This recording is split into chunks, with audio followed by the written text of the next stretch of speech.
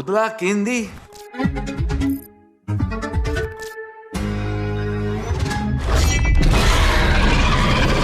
In 2024, we saw games where soldiers dove headfirst into alien planets to defend Earth, Princess Zelda led her very own legend, a little robot overcame impossible odds to rescue PlayStation's greatest characters, and a game of poker unlike anything else. There can be arguments for why any number of our Best Game of 2024 nominees could take home the crown, a stark contrast from last year where Baldur's Gate 3 and The Legend of Zelda Tears of the Kingdom were locked-in favorites.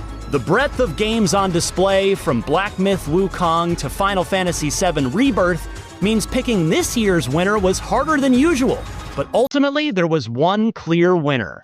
Here's IGN's Best Game of 2024.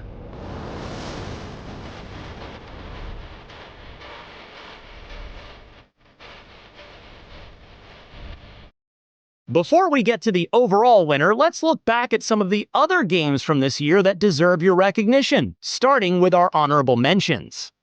These nominees were much loved by IGN's editorial team, but didn't get as many votes as our winner and runners-up. That said, they deserve your attention nonetheless.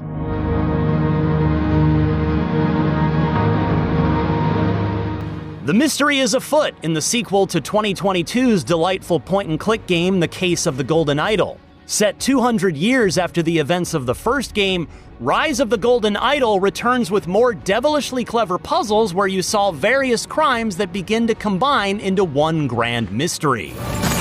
Go experience the world. Find your strength. The Fashion Nikki series has always had its share of devotees. The dress-up simulator was a pleasant, cozy way to pass the time, collecting different outfits and making your character as cute as they can be. But Infinity Nikki is a bold reinvention, combining all the elements fans loved, along with the amazing outfits they could create and adding a vibrant Zelda-like open world to explore. I know what you are. I know why I needed you.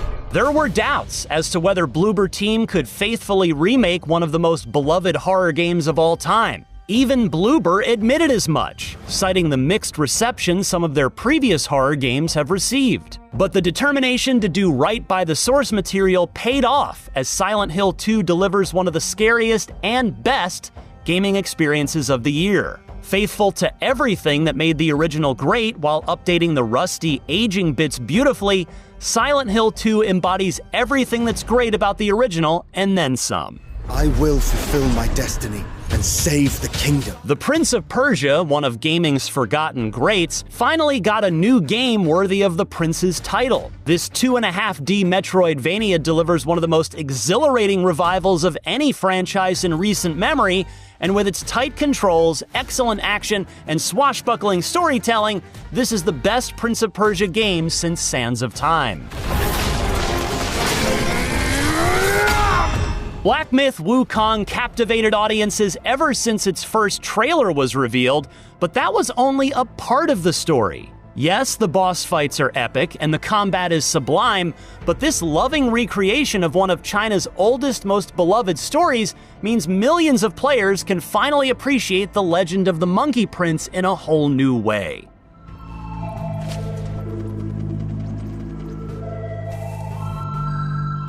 One of the earliest surprises of the year was Animal Well. On the surface, it's another well-made homage to past 2D Metroidvania games. But the deeper you go, the more you realize Animal Well isn't all that it appears. While the core gameplay and platforming are excellent, you quickly discover there's a massive puzzle at the heart of it all. So take out your notebook and get ready to put your brain to work to uncover the truth behind Animal Well.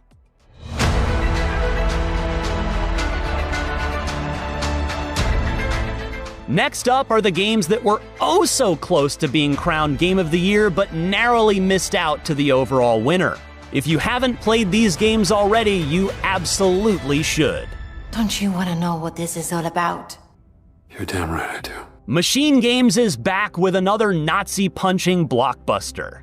And no, this isn't a new Wolfenstein game. Instead, the Swedish studio has endeavored to bring one of cinema's greatest heroes into the modern gaming age.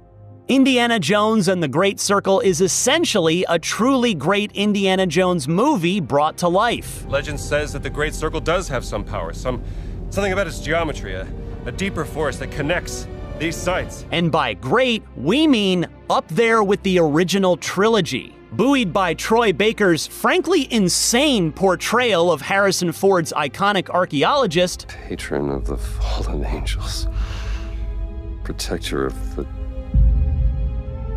Chukulimani.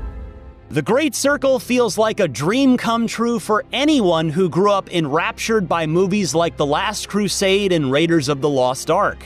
Indy was never a shoot-'em-up hero. Instead, he used his brains as well as his brawns to solve ancient riddles and punch out bad guys. And that's something Machine Games has wonderfully adapted here.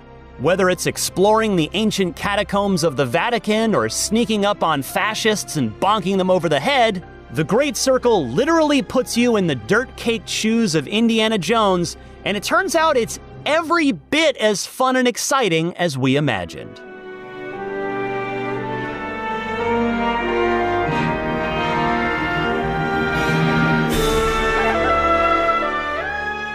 Why is it called The Legend of Zelda if it stars Link?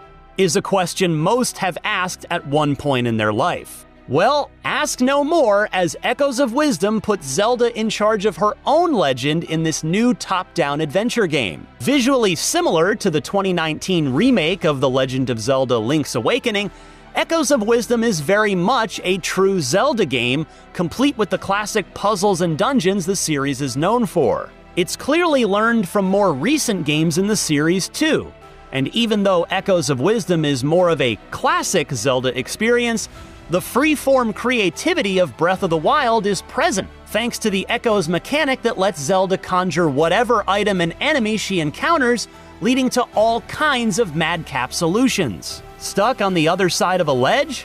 Just stack a bunch of beds together to cross. Duh. Prove to yourself that you have the strength and the courage to be free. Join the Helldivers. Are you doing your part in the war to save our galaxy? I'm doing my part. If not, jump into Helldivers 2 and start blasting away at alien and robot scum. Arrowhead Game Studios delivered one of the new live service games of the year with the sequel to its isometric alien shooter.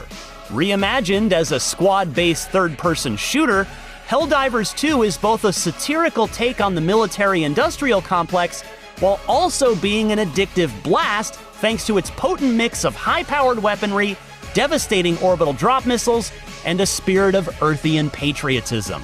It's upon us. The reunion. When worlds merge. I'm waiting, Cloud.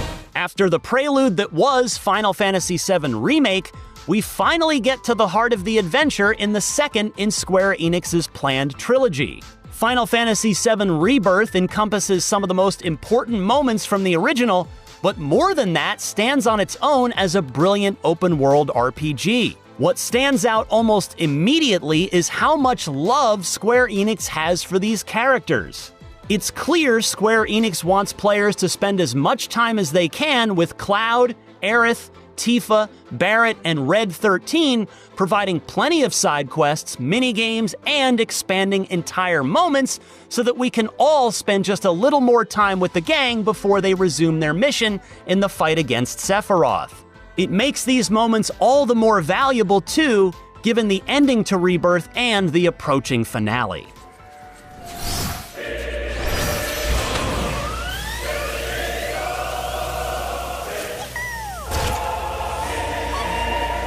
Astro Bot's life began as a humble mascot for the Playroom tech demo. Anytime Sony had some new hardware to show off, whether it was the PSVR headset or the PlayStation 5, Astro Bot was there to guide players through the ins and outs of whatever new system Sony wanted to show off. But with Astro Bot, the adorable little mascot finally takes center stage.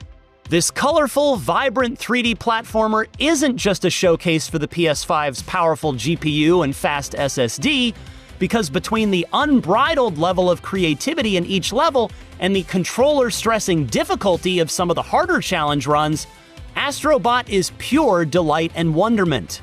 Every ability Astro Bot plays around with, from inflating into a balloon or punching enemies with bungee fists, never fails to amuse even the most hardened gamer. We don't say this lightly, but PlayStation might have just found its answer to Nintendo's Mario.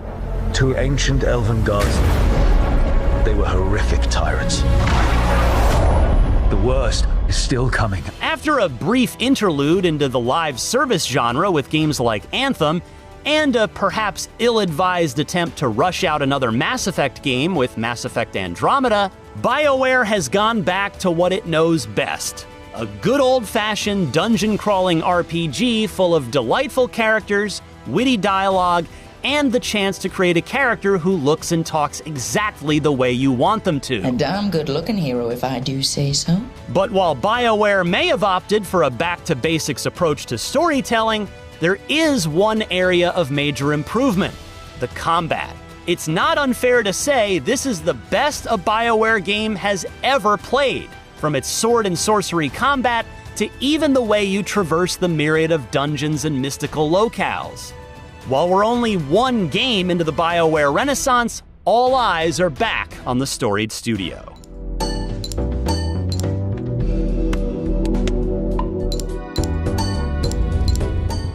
It's just a poker game with some roguelike mechanics, we remember saying to friends incredulously when they first told us they spent all night playing a little game called Balatro. How good could it be? Turns out, after tens of thousands of poker hands and hundreds of hours spent playing, Balatro still has us wrapped around its fingers. A lot can be said about Balatro's addictive qualities and how it has this magnetic ability to get you to play just one more round. The reason for Balatro's rapid ascendancy is how it took one of America's oldest games and refashioned it for one of gaming's most popular genres, the roguelike. The combination of classic poker rules and randomized joker and tarot cards that augment your combos and bump up your high score so you can get to the next round is pure gaming bliss. Balatro is built on creating seemingly endless moments of elation and devastation in equal measures. All you have to do is play your cards right. Literally.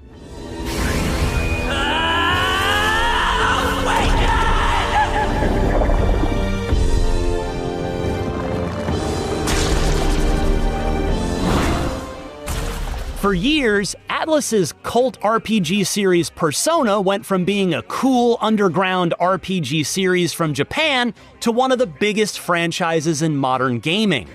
But with Metaphor ReFantazio, it's clear the developers behind Persona were seeking to push themselves to new heights. Trading in the modern-day Japanese high school setting for a pure fantasy world full of long-eared knights and bat-like ninjas, Atlus's Studio Zero has created an incredible and timely meditation on political strife and demagoguery. One has to ask, them dead, who shall take the throne? After the death of the king, the United Kingdom of Ukrainia, divided by racial prejudice among its citizens, begins the process of holding its very first popular election that kickstarts a grand cross-continental adventure. For anyone familiar with the Persona series, you'll find familiar hallmarks here. Players split their time crawling through difficult dungeons full of horrifying monsters while spending free moments building up relationships with various party members and inhabitants around the country. But while the Persona games spent these quiet moments reaffirming the virtues of youthful friendships, Metaphor uses these times to tackle headier questions. What defines a knight's duty? Or the responsibilities of those born into wealth? Can one ever heal from the pains of racism? And is religious tolerance a foolhardy endeavor? These aren't easy questions to address, but are asked plainly throughout Metaphor's 70-hour playtime. While Studio Zero refrains from giving clear-cut answers to these questions, it instead acknowledges the virtues of empathy, kindness, and strength in the face of overwhelming fear and hatred that can take root in an uncertain world where leaders promise salvation in exchange for unwavering loyalty. Wrap these philosophical musings in a stylish turn-based RPG that looks and feels stupendous, complete with beautiful character designs from artist Shigenori Soejima and music from Shoji Meguro, and you'll quickly understand why Metaphor ReFantazio is IGN's pick for Best Game of 2024. You'll be a hero. Trust me.